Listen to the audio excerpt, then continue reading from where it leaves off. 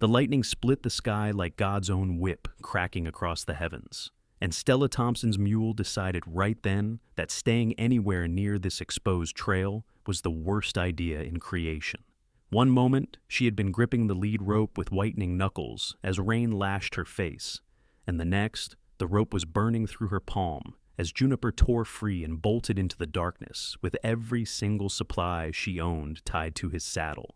Stella stood frozen in the downpour, watching her entire livelihood disappear into the Nevada wilderness. It was September of 1882, and she had been traveling for 3 weeks from Sacramento to reach Ely, where her aunt supposedly ran a boarding house and needed help. Supposedly because Stella had never actually met Aunt Martha, had only received one carefully penned letter 6 months ago, extending the invitation after Stella's father passed. Now, every dollar she had left, every piece of clothing, every morsel of food, and her father's pocket watch were all strapped to a terrified mule racing headlong into a storm that showed no signs of letting up. She wanted to scream, but the wind would have stolen the sound before it left her throat. Instead, Stella pressed forward on foot, her boots already caked with mud that seemed determined to pull her down with each step. The trail had become a river, water rushing past her ankles as she struggled toward what she hoped was still the direction of Ely. She had seen a sign 2 miles back indicating the town was close, but close meant nothing when you were alone in the dark with a storm that felt like the end of the world. The rain continued its relentless assault for what felt like hours, but might have been only one. Stella's dress clung to her like a second skin, heavy and cold, and her teeth chattered so hard she bit her tongue and tasted copper. She kept moving because stopping meant dying. Simple as that. 23 years old, and she would become just another cautionary tale about foolish women traveling alone. When the first gray light of dawn finally crept across the sky, the storm had diminished to a steady drizzle. Stella found herself on a ridge overlooking a valley where she could see buildings clustered together in the distance. Ely.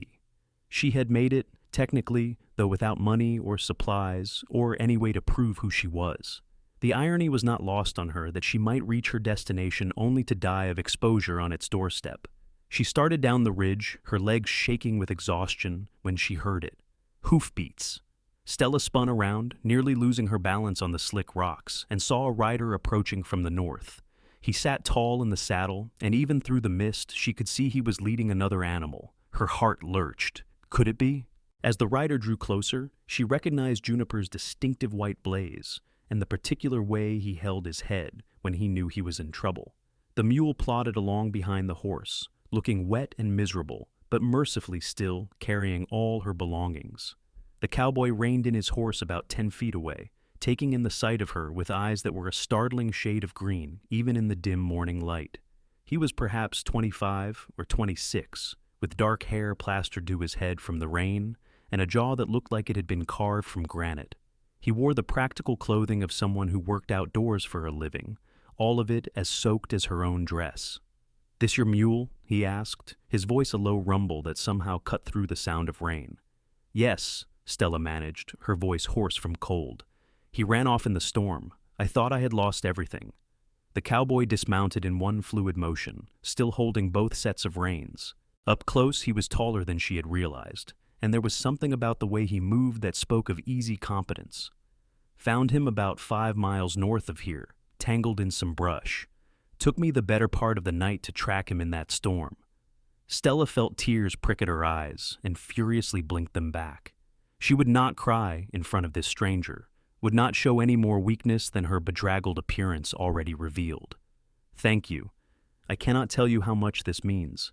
I have no way to repay you right now, but if you tell me where to find you once I reach my aunt's house." "Your aunt?"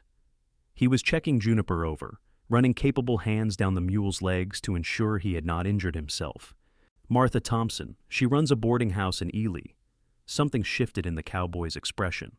"Martha's your aunt? She mentioned expecting a niece, but that was months back. She figured you had changed your mind." The journey took longer than expected. Stella wrapped her arms around herself, trying to stop shivering. "Do you know her well?"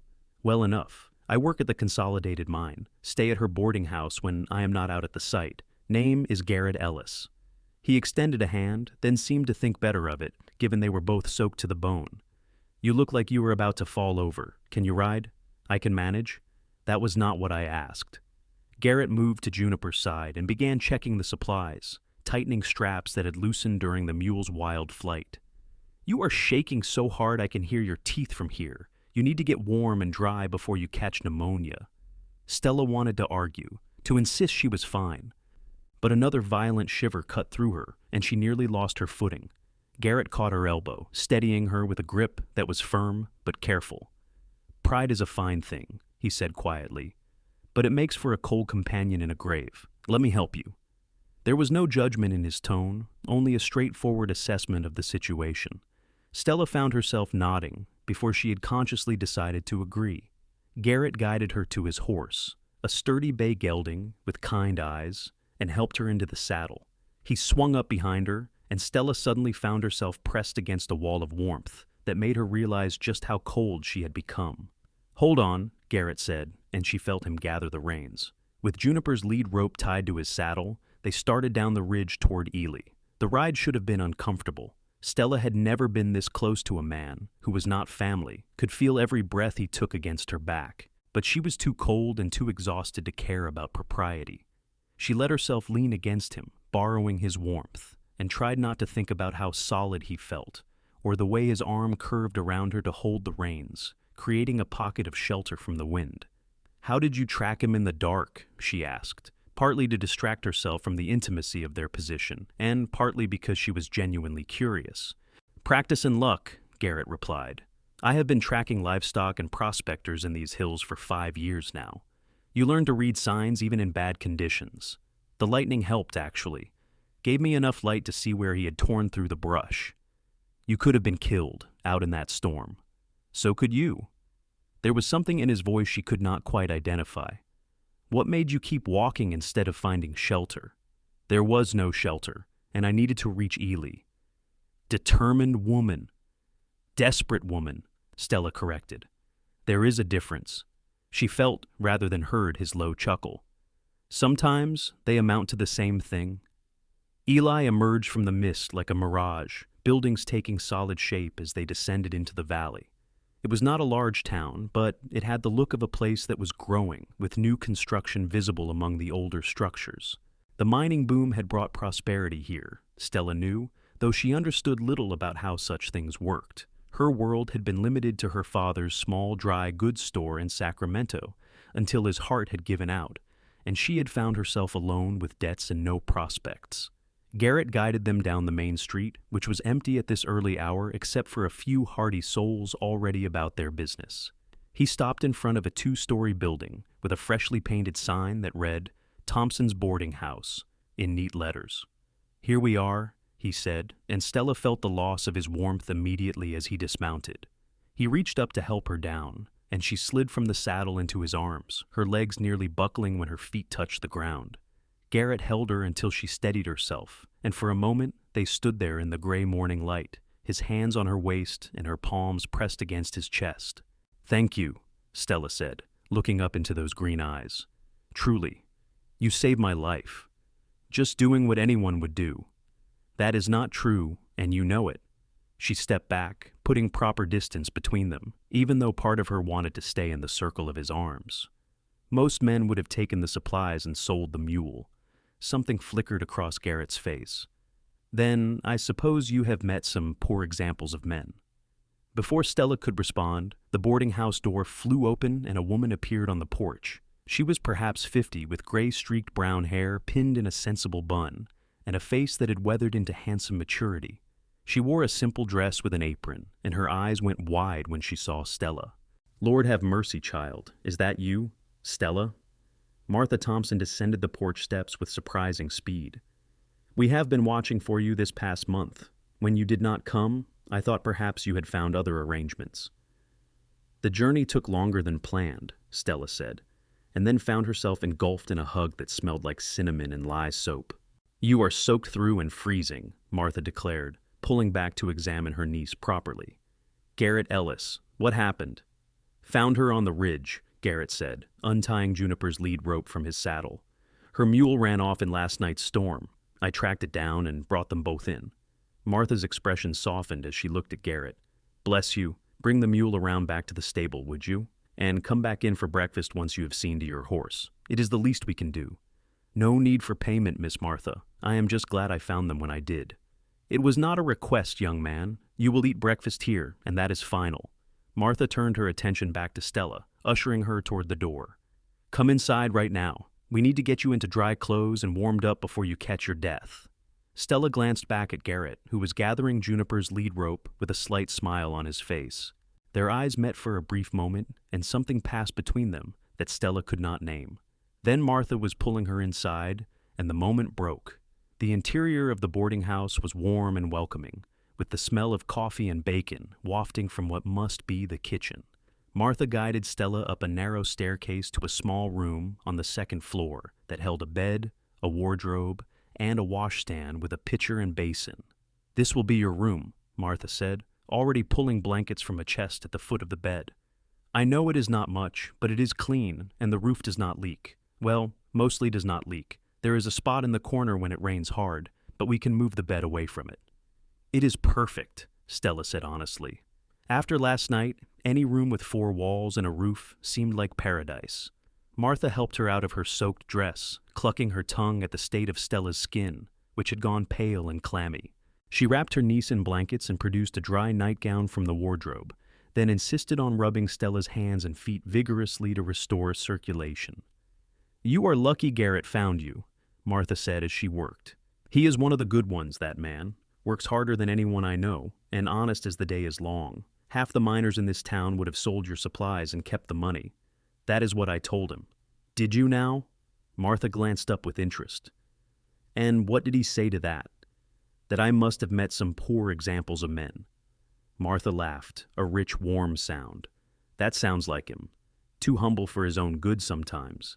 Now, you are going to get into this nightgown and under those covers while I hang your dress to dry and fetch you something hot to drink. No arguments." Stella was too tired to argue anyway. She changed into the nightgown, which was slightly too large but blessedly dry, and climbed into the bed. The mattress was softer than she expected, and the blankets Martha piled on top of her created a cocoon of warmth that made her realize just how close to real danger she had been. Another hour in those wet clothes, in that cold, and she might not have made it at all. Martha returned with a mug of something that steamed and smelled of herbs. "Drink this. It will help." The liquid was hot and slightly bitter, but Stella drank it obediently, feeling warmth spread through her chest. Her eyes were already growing heavy, exhaustion pulling her down into sleep's embrace. "Rest now," Martha said softly, stroking Stella's hair back from her forehead, the way Stella's mother had done when she was a child. "Everything else can wait until you have slept." "My supplies," Stella mumbled. "Father's watch. All safe. Garrett will see to it. Sleep, child." Stella wanted to protest, to insist she needed to check on things herself, but her body had other ideas. She fell asleep to the sound of rain still pattering against the window and the feeling of being safe for the first time in months. When she woke, sunlight was streaming through the window and she could hear voices from downstairs. Stella lay still for a moment, taking inventory. Her body ached in a dozen places, and her throat felt raw, but she was warm and dry and alive. She pushed back the covers and stood carefully, testing her legs. They held, though she felt weak as a newborn calf. Her dress hung over the back of a chair, still damp but no longer dripping. Someone had laid out another dress on the chair, older but clean and in roughly her size. Stella dressed slowly, her fingers clumsy with the buttons, then attempted to do something with her hair. It had dried in a mass of tangles while she slept, and the best she could manage was to pin it back into a loose knot at the base of her neck. The stairs creaked as she descended, and the voices from the kitchen paused. Martha appeared in the doorway, her face breaking into a smile. "There you are. I was beginning to wonder if you would sleep straight through to tomorrow. How are you feeling?" "Better," Stella said. "Weak, but better. What time is it?" "Nearly 3 in the afternoon. You have been asleep for almost 8 hours." Martha ushered her into the kitchen, where 4 men sat around a large table eating what appeared to be a late lunch. They looked up as Stella entered, and she felt herself flush under their curious gazes. "Gentlemen, this is my niece, Stella Thompson. She will be helping me run the boarding house from now on. Stella, these are some of our regular boarders. That is Henry, Joseph, and William. They all work at the mine." The 3 men nodded politely, offering variations of, pleased to meet you, and welcome to Ely." They were rough-looking but seemed harmless enough, their faces weathered from sun and hard work. "Garrett brought your things in," Martha continued, guiding Stella to a chair.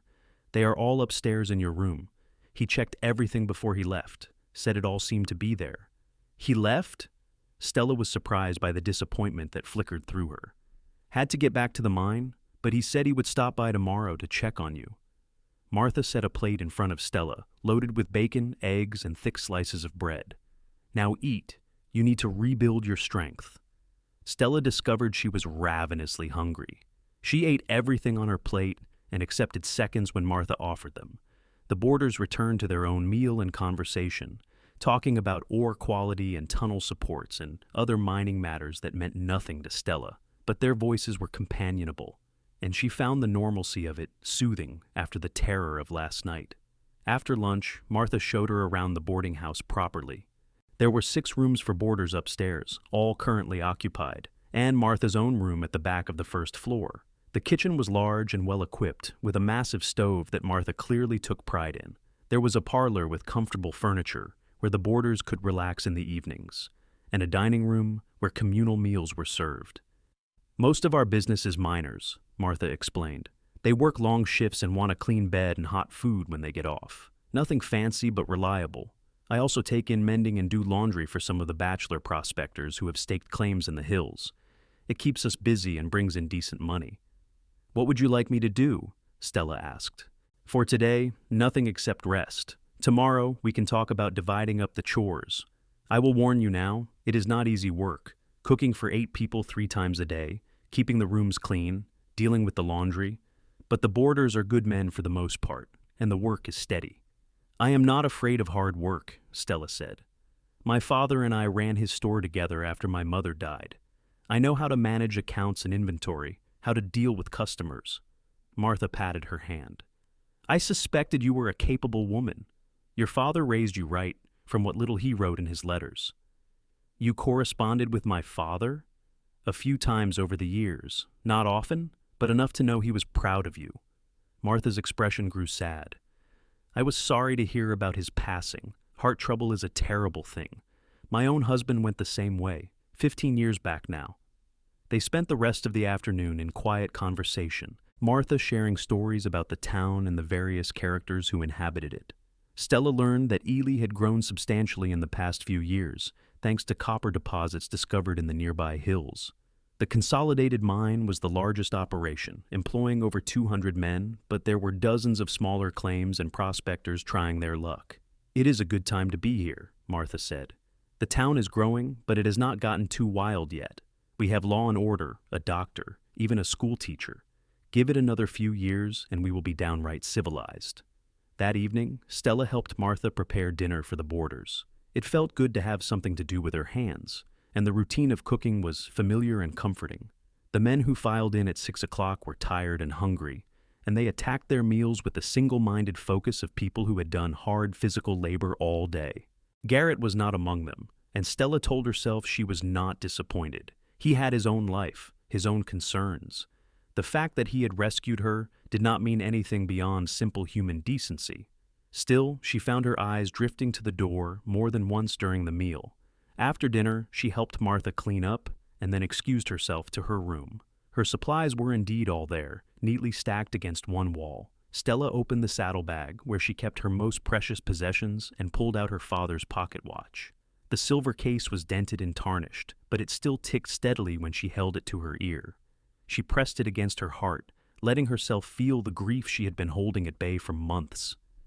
"I made it, Papa," she whispered. "I am here, and I am safe." Sleep came easier that night, and when Stella woke the next morning, she felt almost like herself again. She dressed quickly and headed downstairs to find Martha already in the kitchen, starting breakfast. "Good morning," Martha said cheerfully. "Feeling better?" "Much better. Put me to work." Martha did exactly that. Stella spent the morning learning the rhythms of the boarding house, helping prepare and serve breakfast, stripping beds and starting laundry, scrubbing floors and dusting furniture. It was exhausting work, but honest, and she fell into it gratefully. Physical labor left little room for worrying about the future or mourning the past. She was hanging sheets on the clothesline behind the house when she heard a familiar voice call out, "Morning, Miss Martha. Morning, Miss Thompson." Stella turned to find Garrett approaching from the stable, leading his bay gelding. He had cleaned up since yesterday, his dark hair neatly combed and his face freshly shaved. He wore clean work clothes and a hat that shaded those startling green eyes. "Good morning, Mr. Ellis," Stella said, suddenly very aware of her own appearance. She wore one of Martha's old work dresses with her sleeves rolled up, and she was fairly certain she had soap suds in her hair. "Just Garrett, please." He stopped a respectful distance away, holding his hat in his hands. "I wanted to check and see how you were recovering." "I am well, thanks to you. I cannot express how grateful I am for what you did." "You already thanked me. No need to keep at it." He shifted his weight, looking almost uncomfortable. "I also wanted to apologize." "Apologize? For what?" "For the liberties I took yesterday, having you ride with me like that. It was not proper, but I could not see another way to get you here safely."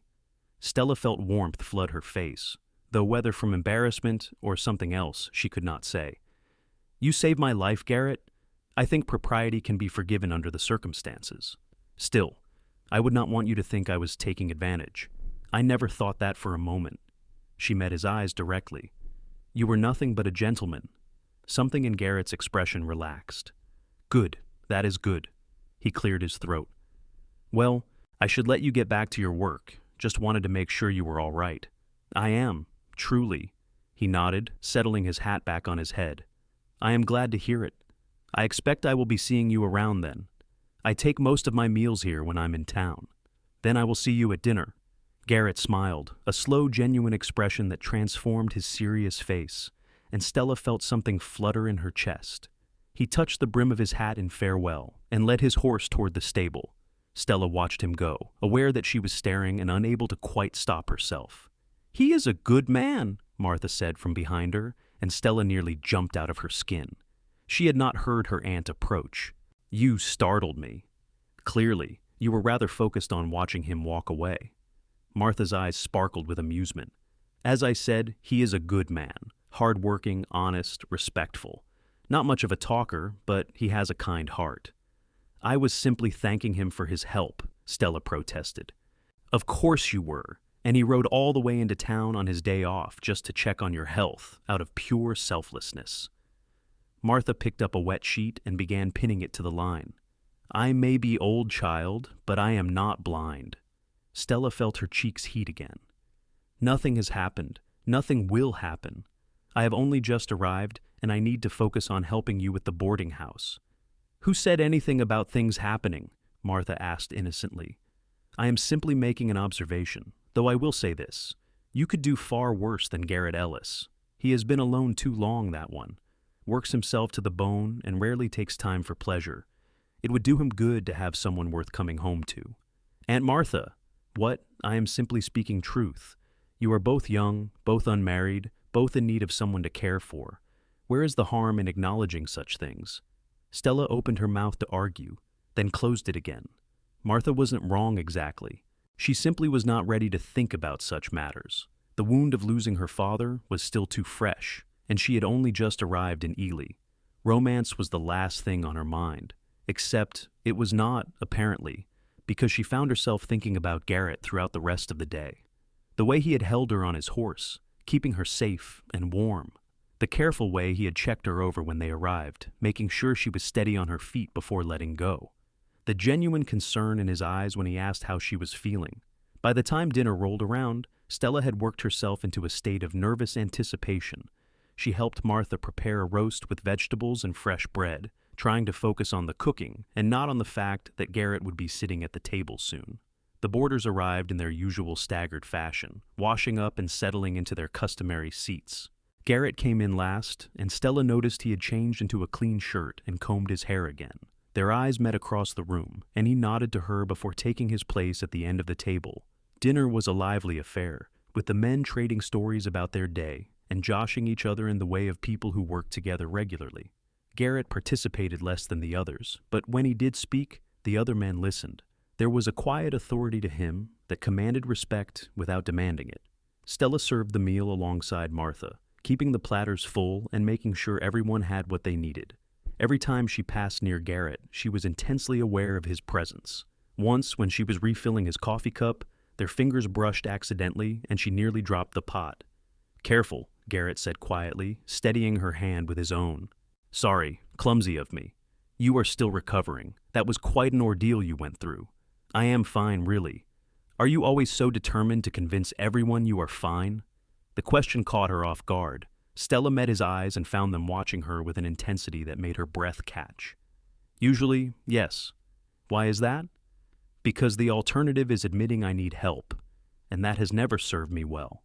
Something shifted in Garrett's expression, a flicker of understanding. "I know something about that." One of the other boarders called for more bread, breaking the moment. Stella moved away to fetch it, but she could feel Garrett's gaze following her around the room. After dinner, the men retreated to the parlor while Stella and Martha cleaned up. Through the open door, she could hear them talking and laughing, the comfortable sound of people at ease with each other. Once the kitchen was clean, Martha shooed her out. "Go sit down for a while. You have been on your feet all day." "So have you." "Yes, but I am used to it. Go on now. Perhaps join the men in the parlor. They are decent company once you get to know them." Stella hesitated, then did as she was told. The parlor was warm and comfortable, lit by oil lamps that cast soft shadows on the walls. The boarders had settled into various chairs and couches, some reading newspapers, others playing cards at a small table. Garrett sat by himself near the window, working on what looked like a piece of leather harness.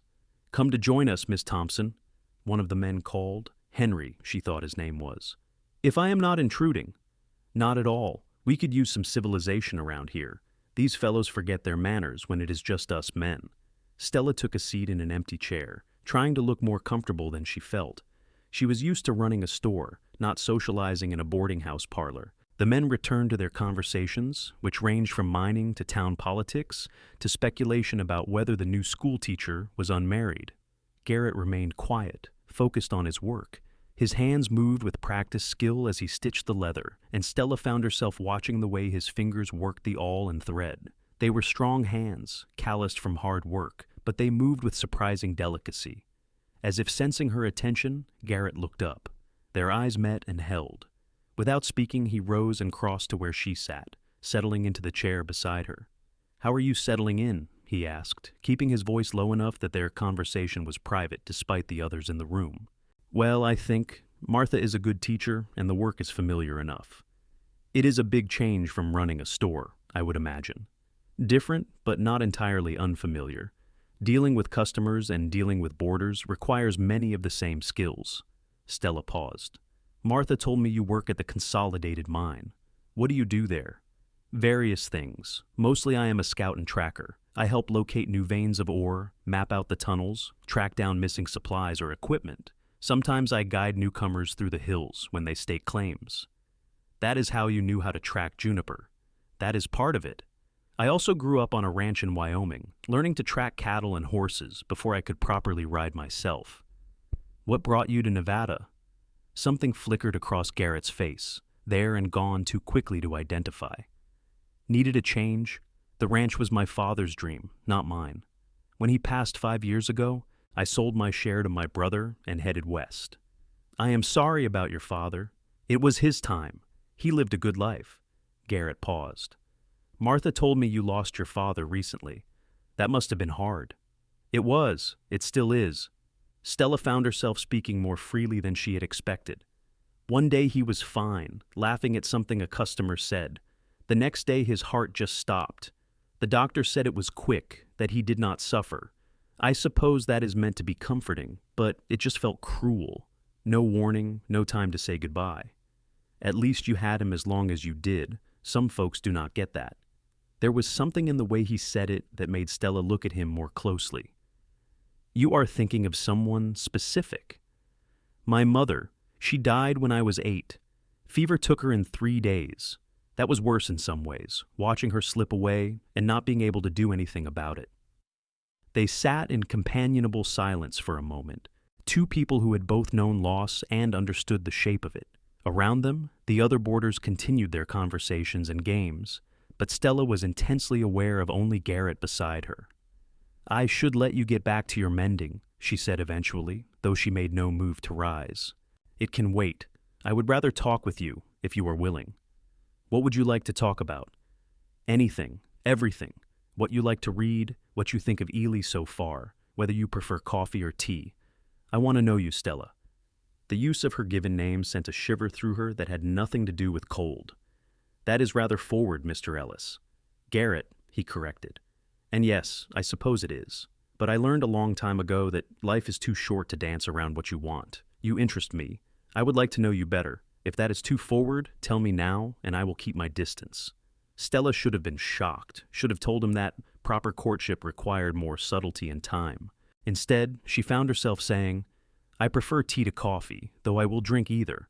I like to read novels when I can get them, though my father thought they were frivolous. And I think Ely is both more civilized and more wild than I expected, all at once." Garrett's slow smile appeared again. "I can work with that." They talked until Martha announced she was closing up the house for the night, trading stories and observations with an ease that surprised Stella. Garrett had a dry sense of humor that emerged once he relaxed, and he listened with genuine attention when she spoke.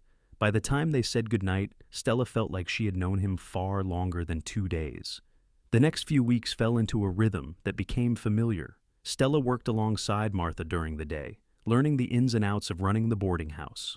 The work was hard but satisfying, and she discovered she enjoyed the daily interaction with the boarders. They were rough men but kind in their way, always respectful and often helpful. Garrett was a constant presence, taking his meals at the boarding house and spending most evenings in the parlor. He and Stella fell into the habit of talking together after dinner, their conversations ranging from the profound to the mundane. She learned that he loved the mountains and open spaces, that he had a gift for finding lost things, that he had once wanted to be a teacher, but circumstances had led him to mining instead.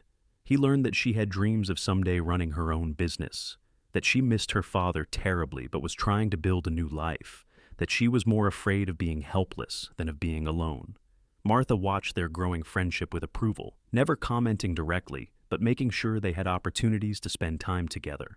The other boarders teased Garrett good-naturedly about his interest in the boss's niece, but he took it in stride. One evening in late October, Garrett asked if Stella would like to go for a walk after dinner. The weather had turned crisp but pleasant, and she readily agreed. They strolled down Ely's main street as the sun set, painting the sky in shades of orange and purple. "Winter will be here soon," Garrett observed. "Have you experienced a Nevada winter before?" "No. Is it very harsh?" "Can be. We get snow in the mountains, and it gets cold enough that you will want to stay close to the fire. But the town itself is not too bad. Just make sure you have warm clothes." "I will need to purchase some things. Most of what I brought was for California weather. I can take you to the general store tomorrow if you like, help you figure out what you need." They had reached the edge of town, where the buildings gave way to open land. In the distance, the mountains rose like dark sentinels against the fading light. Garrett stopped walking and turned to face her. "Stella, I need to tell you something." Her heart began to beat faster. "What is it?" "These past few weeks, getting to know you, have been the best I have had in a long time. You make me want to be around people again, to talk and laugh and share things. I had forgotten what that felt like. Garrett, let me finish, please." He took a deep breath. "I know we have not known each other long. I know the circumstances of our meeting were unusual. But I cannot shake the feeling that finding you in that storm was meant to happen, that you were meant to be here, and I was meant to find you." Stella's throat felt tight. "I have felt it too. This pull between us. I tried to ignore it, to tell myself it was just gratitude for what you did. But it is more than that." "Then you feel it? This connection?" "Yes. It terrifies me, if I'm being honest. I came here to build a new life, to help Martha and find my footing. I did not expect to feel this way about anyone, let alone so quickly." Garrett reached out slowly, giving her time to pull away if she wanted. When she did not, he took her hands in his. "I am not asking you to decide anything right now. I just needed you to know how I feel, that I care about you, deeply, that I would like the chance to court you properly, if you will allow it." Stella looked down at their joined hands, his so much larger than hers, rough from work, but gentle in their touch. She thought about the past weeks, the way her heart lifted every time she saw him, the way his presence made everything feel safer and more settled. She thought about her father and the life she had left behind, and about the uncertain future she was trying to build. Yes, she said quietly, looking up to meet his eyes. Yes, I would like that very much. The smile that spread across Garrett's face was like sunrise breaking over the mountains. He lifted one of her hands to his lips, pressing a kiss to her knuckles that sent warmth flooding through her entire body. You have made me very happy, Stella Thompson. And you terrify me, Garrett Ellis, but in the best possible way. They walked back to the boarding house hand in hand, not speaking much, but not needing to. When they reached the porch, Garrett released her hand reluctantly. I will see you tomorrow. I will be here. I am not going anywhere. Good. That is very good. Stella watched him walk toward the stable to collect his horse, her hand still tingling where he had kissed it. She felt giddy and nervous and more alive than she had in months.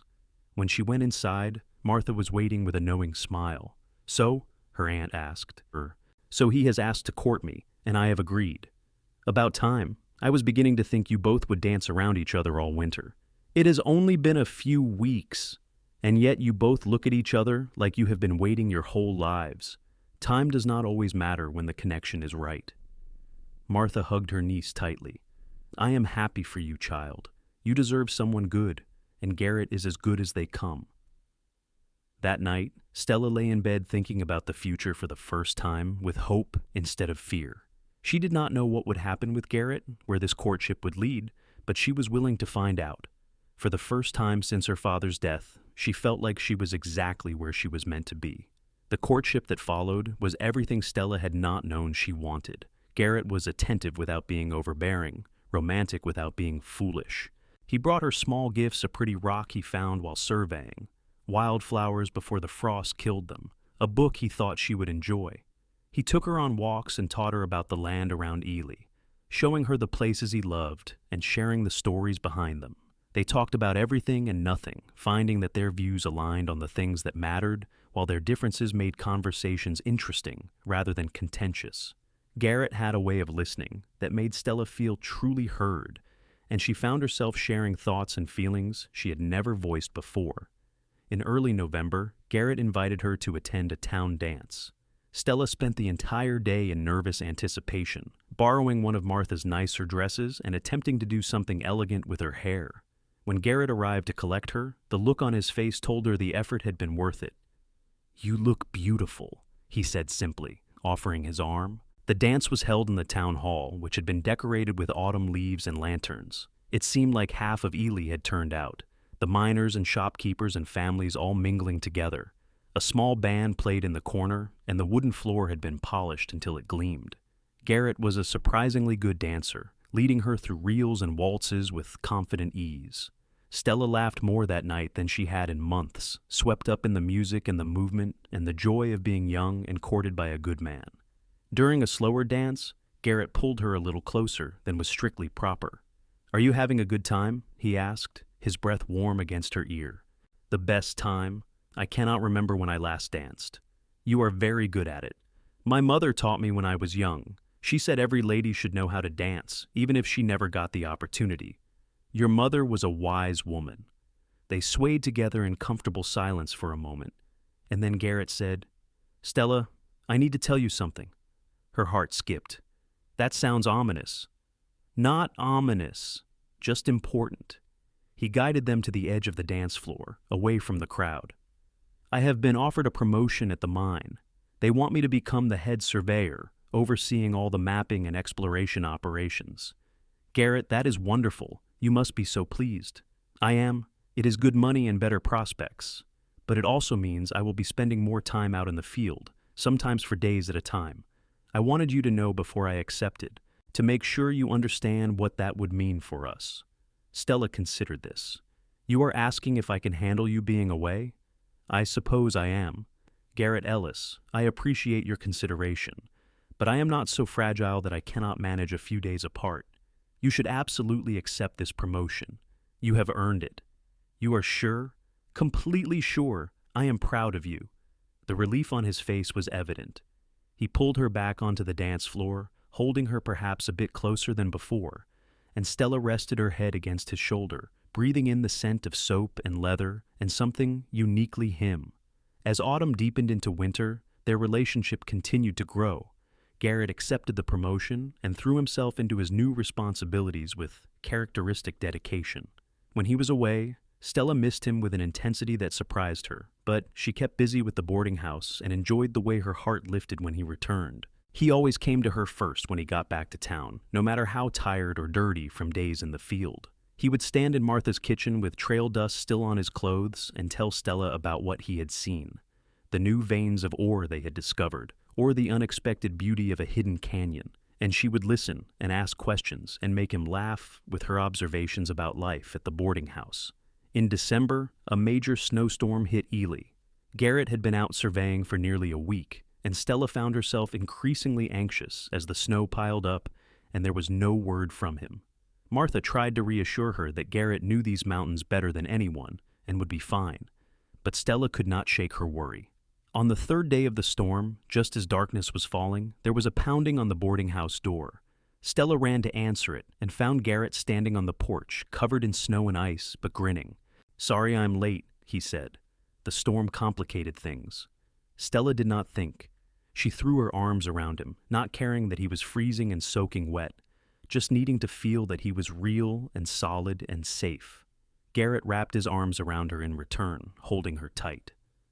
"I was so worried," she said against his chest. "I am all right. Takes more than a little snow to stop me." "A little snow? Garrett, this is a blizzard." "Exactly, just a little one." Despite everything, Stella laughed. She pulled back to look up at him, and the expression on his face made her breath catch. There was something fierce and tender there, something that made her feel like the most precious thing in the world. "I love you," Garrett said quietly. "I know it is soon, and I know we have only known each other a few months, but I cannot keep it inside anymore. I love you, Stella Thompson. I think I started loving you the moment I found you on that ridge, looking fierce and frightened and determined to keep going no matter what." Tears sprang to Stella's eyes. "I love you too. I have been afraid to say it, afraid it was too fast or too much, but I do. I love you." Garrett cupped her face in his cold hands and kissed her, a gentle pressure of lips that somehow contained everything they felt for each other. Stella kissed him back, her hands gripping his coat, and felt like she was home in a way she had not since her father died. They broke apart when Martha cleared her throat meaningfully from the hallway. "As heartwarming as this is, Garrett Ellis, you are dripping snow all over my clean floor. Get yourself upstairs and into dry clothes before you freeze to death on my porch." They spent that Christmas together, a small celebration made perfect by the joy of new love. Garrett gave Stella a delicate silver locket that had belonged to his mother, and she gave him a warm scarf she had knitted herself during his absences. They attended the Christmas service at the small church and shared dinner with Martha and the boarders, and it felt like family in a way Stella had desperately needed. As the new year of 1883 began, Garrett started talking about the future in concrete terms. He wanted to save enough money to buy land and build a house, something that was truly theirs. He talked about where it would be, how many rooms it would have, the way he would design the windows to catch the morning light. Stella listened to these plans and added her own ideas, and together they built a dream. In March, on the 6-month anniversary of the day they met, Garrett took Stella back to the ridge where he had found her.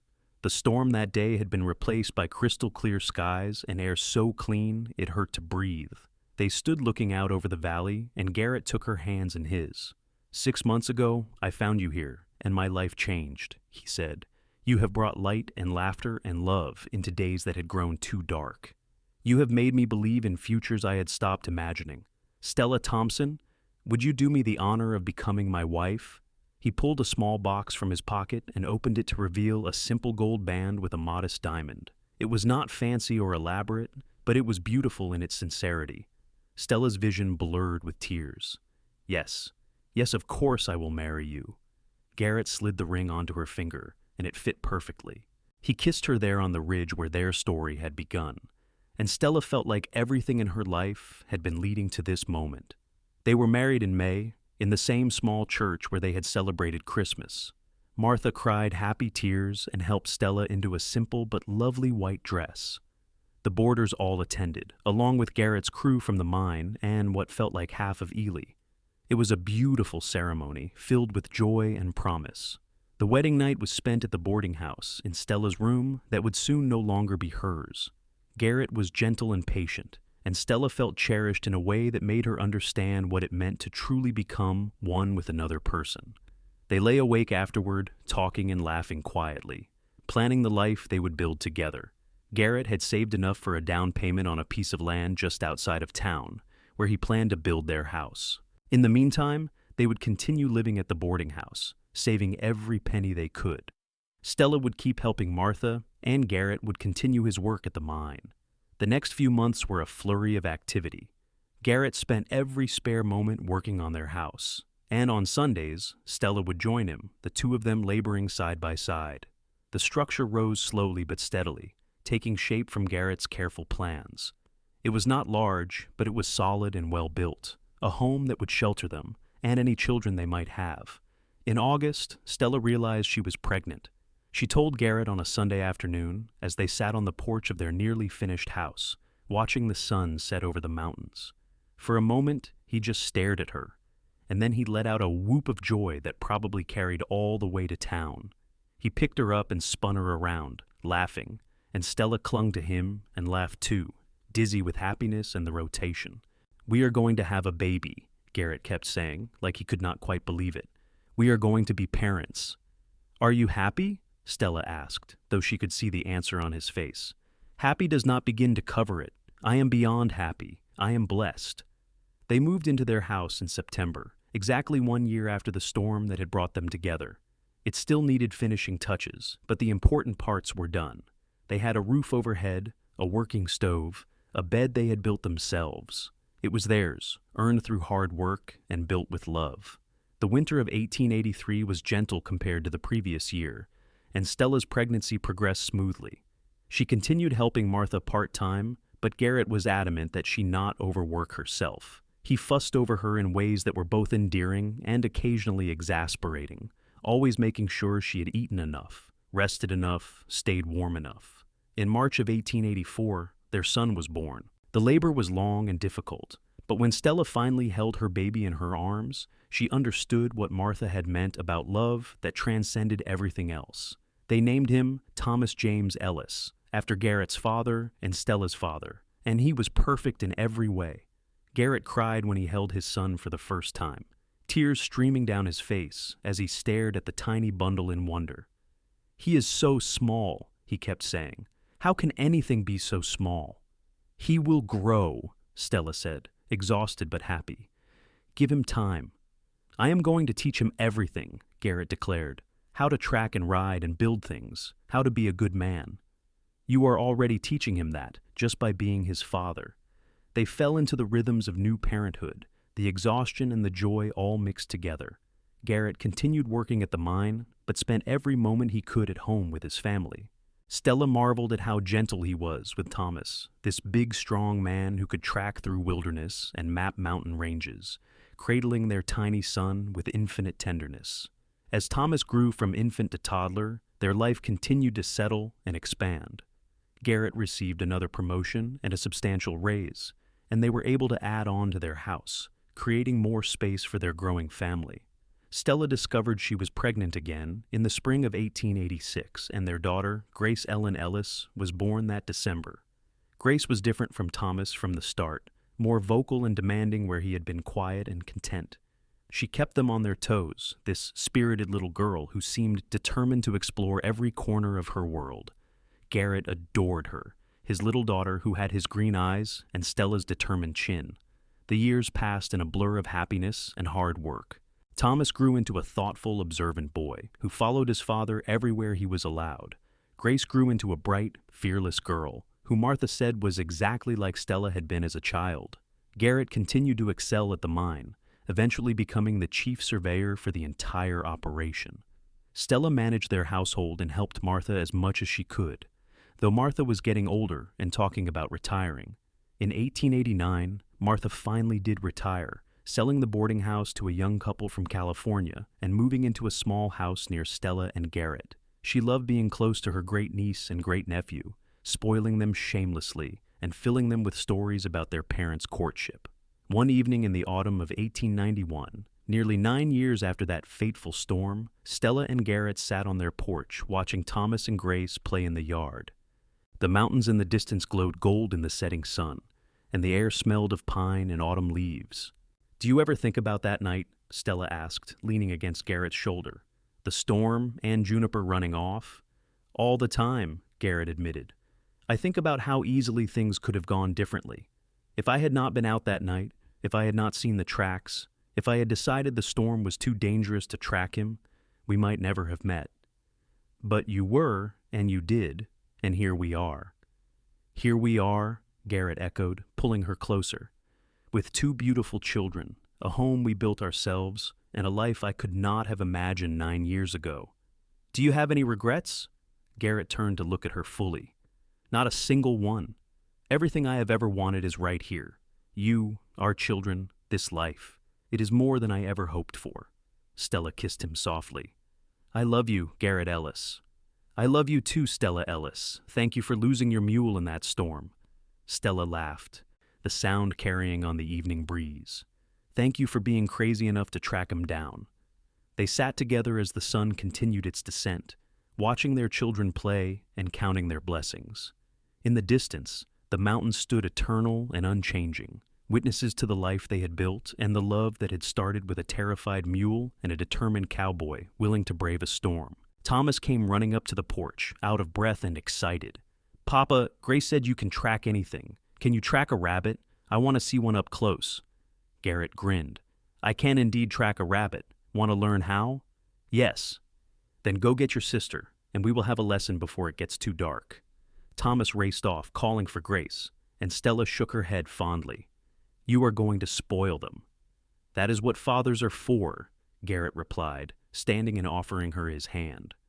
"Come with us? We can make it a family adventure." Stella took his hand and let him pull her to her feet. They followed their children into the yard, and Garrett knelt down to point out the subtle signs of animal tracks in the dirt. Thomas leaned in close, fascinated, while Grace demanded to know if she could pet the rabbit when they found it. The evening light turned everything golden and soft, and Stella looked at her family, her husband teaching their children, all of them together and healthy and happy, and felt a contentment so deep it was almost painful. This was everything she had lost when her father died, everything she had been searching for when she set out for Nevada all those years ago. Not just a home or security, but belonging, love, purpose. That night, after the children were in bed and she and Garrett were getting ready to sleep, Stella took out her father's old pocket watch. She wound it carefully, listening to the familiar tick. "Do you think your father would have approved?" Garrett asked, watching her. "Of you. Absolutely. He would have loved you. He always said the measure of a man was in his actions, not his words, and you have proven yourself 1,000 times over." "I wish I could have met him. Thanked him for raising such an extraordinary woman." Stella set the watch on the bedside table and turned to face her husband. "He knew I would be all right. Before he died, he told me I was stronger than I thought. I did not believe him at the time, but he was right. I survived losing him, survived that journey, survived that storm. And on the other side of all that survival, I found you." Garrett pulled her close, and they lay together in the darkness, comfortable and warm. Outside, the Nevada wind whispered through the pines, and somewhere in the distance, a coyote called to the moon. It was the sound of the Wild West, untamed and beautiful, and Stella had learned to love it as much as she loved the man beside her. The years continued to pass with the steady rhythm of a life well lived. In 1893, Stella gave birth to their third child, another boy they named Henry, after Martha's late husband. Thomas was 9 by then, Grace was 6, and they both doted on their baby brother with surprising gentleness. Garrett had saved enough to buy additional land adjacent to their property, and he began raising horses alongside his surveying work. It was something he had always wanted to do, a way to honor his father's memory and provide additional income for the family. Thomas showed an immediate aptitude for working with the animals, and Garrett spent hours teaching his oldest son about breeding and training and care. Grace, meanwhile, showed no interest in horses, but developed a passion for drawing and painting. Stella encouraged this, buying her daughter paper and pencils whenever she could afford them, and Grace filled page after page with sketches of their family, the landscape, and anything else that caught her eye. Henry was a happy baby who grew into an even happier toddler, constantly laughing and getting into mischief. He was the one who kept them all on their toes, climbing things he should not climb, and investigating everything with fearless curiosity. Martha remained a constant presence in their lives, the beloved grandmother figure who told stories and baked cookies and provided wisdom when needed. She was there for every birthday, every scraped knee, every milestone. When Thomas turned 12 and announced he wanted to learn surveying like his father, Martha pulled Stella aside. "Your boy is growing up," she said, a touch of sadness in her voice. "Seems like just yesterday Garrett was bringing you home on his horse. Both of you soaked to the bone. I know, time moves so quickly." Stella watched Thomas, who was helping Garrett mend a fence. He was tall for his age and had his father's serious demeanor. "Sometimes I look at him and I see the man he will become, and it takes my breath away. You and Garrett have done well by those children. They are good kids, all three of them. You should be proud. We are, every day." In 1897, the family attended the town's celebration of Ely's growth and prosperity. The population had swelled to over 2,000 people, and new buildings were going up constantly. The mines were producing record amounts of ore, and the railroad had extended service to the town, connecting them more easily to the rest of the country. Garrett and Stella walked through the celebration with their children, marveling at how much things had changed since that stormy night 15 years earlier. The rough mining camp had become a proper town, with schools and churches and even a small theater. Their own family had grown and thrived alongside it. "Do you ever miss Sacramento?" Garrett asked as they watched Grace and Henry play, while Thomas stood nearby, ever the responsible older brother. "Not even a little," Stella replied honestly. "Everything I need is right here. This is home in a way Sacramento never was. Even with all the hardship, the harsh winters, the isolation, the constant work, especially because of those things, they made us strong. They gave us something to overcome together." She squeezed his hand. "I would not trade a single moment of the life we have built." Garrett brought her hand to his lips, kissing it the way he had that first night when he asked to court her. "I am a lucky man, Stella Ellis. We are both lucky. We found each other when we needed each other most." As the sun set on the celebration, fireworks lit up the sky above Ely. The children oohed and awed at the colorful explosions, and Stella leaned against Garrett's solid warmth, feeling grateful for every twist of fate that had led her to this moment. The years that followed brought both joys and challenges. In 1899, Garrett was thrown from a horse while working and broke his leg badly. Stella nursed him through the long recovery, managing the household and the horse operation with Thomas's help. It was a difficult time, but it brought them even closer, Garrett learning to accept help, and Stella discovering reserves of strength she had not known she possessed. Martha's health began to decline in 1900, and she moved in with the family so they could care for her properly. She lived for 2 more years, surrounded by the people who loved her, passing peacefully in her sleep in the summer of 1902. They buried her in the Ely Cemetery, and Stella grieved for the aunt who had given her a home and a chance to start over when she had nothing. But life continued, as it always does. Thomas, now 18, announced his intention to study engineering, wanting to improve mining techniques and make the work safer. Garrett helped him apply to schools, proud of his son's ambition and intelligence. Grace, 15 and beautiful, had become an accomplished artist, selling her paintings to people throughout the region. And Henry, just 9 years old, was showing signs of inheriting his father's tracking abilities and his mother's determination. In 1903, Garrett decided it was time to semi-retire from the mine. At 47, he had spent over 20 years surveying and mapping, and his body was feeling the toll of the hard work. He wanted to focus on the horse operation and spend more time with his family. The mine gave him a generous pension in recognition of his service, and he transitioned to consulting work that was less physically demanding. Stella was 44 now, and she looked back on the woman she had been when she arrived in Ely with wonder. That frightened, desperate girl who had lost everything in a storm had become this confident woman with a family and a home and a life she had built with her own hands. The journey had not been easy, but it had been worth every hardship. One evening in September of 1907, exactly 25 years after that fateful storm, Garrett took Stella back to the ridge one more time. Their children were grown. Now Thomas was working as an engineer in Colorado. Grace had married a kind schoolteacher and lived in Ely with their infant daughter. And Henry was learning the horse business alongside his father. They stood on the ridge as they had so many times before, watching the sun paint the valley in shades of gold and rose. Garrett put his arm around Stella, and she leaned into him, the gesture as natural as breathing after all these years.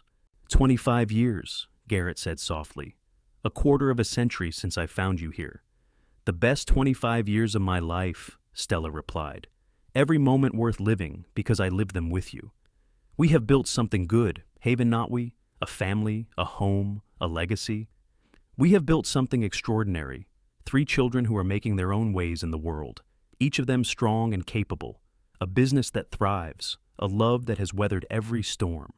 Garrett turned to face her fully, taking both her hands in his. I want another 25 years with you, Stella. And then another 25 after that. I want to grow old with you, watch our grandchildren grow up, sit on our porch when we are too old to do much else, and remember all the adventures we had. Tears filled Stella's eyes. I want that too. All of it, every single moment. They kissed there on the ridge, 2 people who had found each other in the most unlikely of circumstances and built a love that would last a lifetime. The sun continued its descent, and the first stars began to appear in the darkening sky, the same stars that had witnessed their first meeting and would witness all their days to come.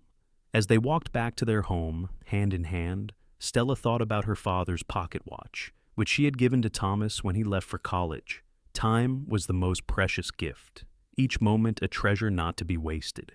She had learned that lesson well over the years, learned to cherish the ordinary days as much as the extraordinary ones, to find joy in small moments and gratitude in simple blessings. Their house came into view, windows glowing with warm light. Henry would be inside, probably working on repairing some piece of tack or reading one of his adventure novels. In a few days, Grace would visit with baby Martha, named after Stella's aunt. And someday, Thomas would return from Colorado, ready to settle down and start his own family. The circle of life continued, each generation building on what came before, and Stella understood now that this was the truest form of immortality, not in being remembered, but in the lives you touched and the love you passed on.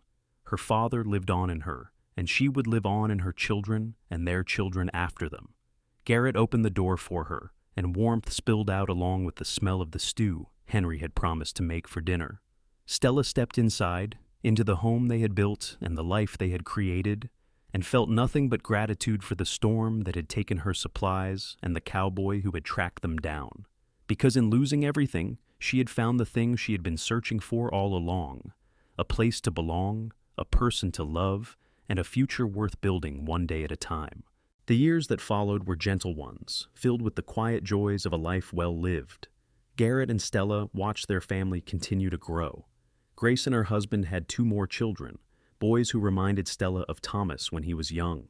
Henry eventually married a rancher's daughter from the next county over, a spirited woman who could ride as well as any man and who fit into the family as if she had always been there. They took over the horse operation, running it with skill and innovation that made it more successful than Garrett had ever imagined. Thomas returned to Ely in 1912, bringing with him a wife and 2 children of his own. He had developed several patents for mining equipment that improved safety and efficiency, and he partnered with the Consolidated Mine to implement his designs. Stella cried happy tears the first time she saw him walk through her door with his family, this man who had once been the baby she held in her arms. Garrett and Stella became the patriarch and matriarch of a large, loving family, their home always filled with the sound of grandchildren playing and the laughter of gatherings. They took pride in each other's gray hair and the lines on their faces, badges of honor from a life lived fully together. In 1920, on their 35th wedding anniversary, their children and grandchildren threw them a massive celebration. The whole town seemed to turn out. People who had known them for decades coming to honor a couple who had become symbols of what could be built with hard work and enduring love. Garrett stood to give a speech, and Stella watched him with pride. He was 64 now, his dark hair gone silver, and his face weathered from decades under the Nevada sun. But to her, he was still the handsome cowboy who had emerged from a storm to save her life. 35 years ago, Garrett began, his voice still strong and clear. I went out in a storm to track down a runaway mule. It seemed like a simple task at the time, just another job that needed doing. But that mule led me to the greatest treasure I have ever found. My wife, Stella. The crowd laughed and applauded, and Stella felt her cheeks warm. She was standing there on that ridge, soaked to the bone and shivering but still standing, still fighting. And I knew in that moment that I had found someone special, someone worth knowing, someone worth loving. Garrett found her eyes in the crowd.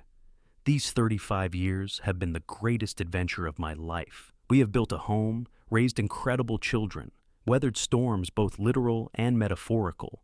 And through it all, Stella has been my partner, my best friend, my reason for everything. He raised his glass. To my beautiful wife who lost her mule in a storm and found her future. To 35 years and counting. To forever. To forever! The crowd echoed, and Stella had to wipe tears from her eyes as she stood to embrace her husband. They danced that night, despite their age and the protests of their joints. They moved together in the way of people who had been partners for decades, knowing each other's rhythms and movements without thinking. The years had changed them physically, but the connection between them remained as strong as ever. As the celebration wound down and their children and grandchildren began to depart for their own homes, Stella and Garrett sat on their porch, the same porch where they had sat countless times before. The mountains were dark silhouettes against a sky filled with stars. "Do you remember what you said the night we got engaged?" Stella asked, holding Garrett's hand. "You said 6 months ago, you found me and your life changed."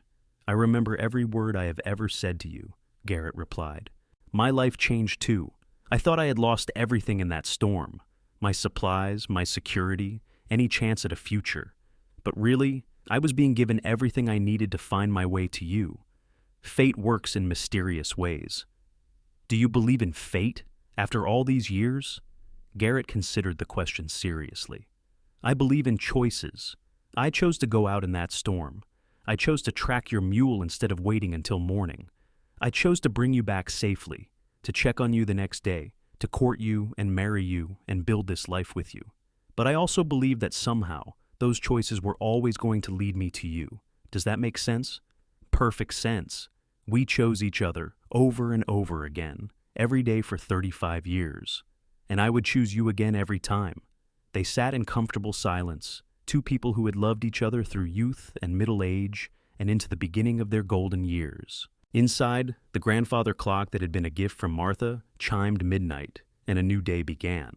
Stella and Garrett lived for many more years, blessed with good health and the love of their large family. They saw the world change around them, the Wild West becoming less wild and more settled. Automobiles began to replace horses on Ely's streets. Electricity came to every home. The world of their youth faded into history, but they adapted and thrived, secure in what mattered most. When Garrett passed away in 1932 at the age of 76, it was peacefully in his sleep, with Stella holding his hand. He had lived a full, rich life and left behind a legacy of children and grandchildren who carried his values into the future. Stella mourned him deeply, grieving the loss of the man who had been her partner for nearly 50 years. But she did not break. She was still Stella Thompson Ellis, the woman who had survived a storm and built a life from nothing. She lived for another 8 years, surrounded by family, telling stories about her cowboy who had tracked down her mule and found love instead. She passed away in 1940 at the age of 81, and they buried her next to Garrett in the Ely Cemetery, beneath the mountains they had both loved. Their children, grandchildren, and great-grandchildren gathered for the funeral, a testament to the life they had built together. And though Stella and Garrett were gone, their story lived on in the family they had created, and the love they had shared, a love that had started with a terrified mule bolting into a storm and a cowboy determined enough to track it down. It had been an extraordinary journey from that frightening night to a lifetime of happiness, proof that sometimes the worst moments of our lives are actually the beginning of our greatest blessings. The legacy of Garrett and Stella Ellis continued long after they were gone. Their children passed down the stories of how their parents met, and those stories were told to grandchildren and great-grandchildren, becoming family legend. The house Garrett built with his own hands stood for generations, a monument to what could be created with determination and love. Henry eventually passed the horse operation on to his own children, and it remained in the family for decades, known throughout Nevada for producing quality animals. Thomas's engineering innovations saved countless lives and minds across the West, and his descendants continued his tradition of innovation and service. Grace's paintings hung in homes throughout the region, beautiful reminders of a woman who saw the world with an artist's eye and captured its beauty for others to enjoy. The Ely that Stella and Garrett had known continued to grow and change, eventually becoming a thriving city that honored its Wild West roots while embracing the future. And though the world moved on, the story of the woman whose mule ran off in a storm and the cowboy who brought it back remained a favorite tale told on cold Nevada nights. A reminder that love could be found in the most unexpected places and that the worst storms sometimes brought the greatest gifts. In the end, Stella and Garrett's story was not just about survival or even about love, though it was certainly both. It was about two people who found each other when they most needed finding, who chose each other every day through all the joys and hardships life brought them, and who built something lasting that enriched the lives of everyone they touched. It was a testament to the power of human connection, the importance of determination, and the truth that sometimes losing everything is the first step toward finding what you were always meant to have. Their love story became part of the fabric of Ely itself, woven into the history of the town, alongside the mines and the railroad, and all the other elements that built a community from wilderness. And for generations to come, when people asked about the Ellis family and how they came to be such an important part of the region, the answer always started the same way, with a storm, a frightened mule, and a cowboy brave enough to track it through the darkness. Everything else, the house, the business, the children, the grandchildren, the life that spanned decades, all of it, grew from that single act of kindness on a stormy Nevada night when Garrett Ellis decided that finding a lost mule was worth braving the weather, and in doing so, found the love of his life.